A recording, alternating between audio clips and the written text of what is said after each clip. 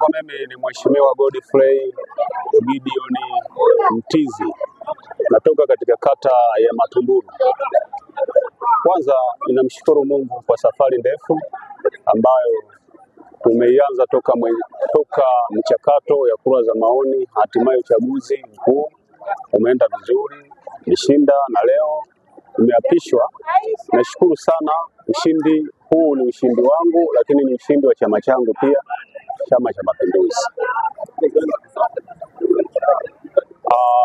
Ninashukuru kwa uapisho leo, ninarudi kazini. Ninajua wana Matumbulu, wananchi wangu wana hamu kubwa ya kuona nikisimamia maendeleo kwenye kata ya Matumbulu.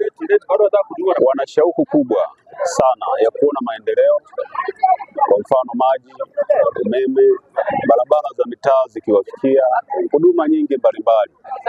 Wana shauku hii. Kwa hiyo ninategemea kuwafanyia mazuri kupitia chama changu na ushindi huu, kwa sababu wao walinikopesha imani, basi nami nitalipa imani fadhila kwa ajili ya kutenda kazi kwao. Ninaamini kupitia rais wetu wa Jamhuri ya Muungano wa Tanzania, Mama Samia, ameahidi vizuri kufanya mambo mazuri, kutekeleza mambo mazuri kupitia ilani za Chama cha Mapinduzi. Sisi tutarudisha furaha ambayo wananchi wanahitaji. Ninaamini hivyo mambo yatakwenda kuwa mazuri, kwa sababu serikali ya Chama cha Mapinduzi, ninaamini kwa awamu hii ya 6 mambo mengi yatakwenda kutekelezwa.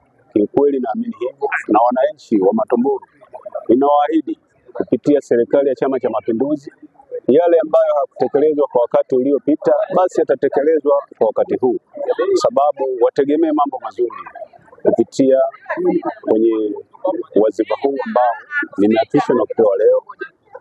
Waamini hivyo kupitia Chama cha Mapinduzi ambacho ndio kuisimamia serikali, mambo mengi yatatekelezwa, yatakuwa mazuri. Kwa hiyo ninaamini sana chama changu na serikali hii.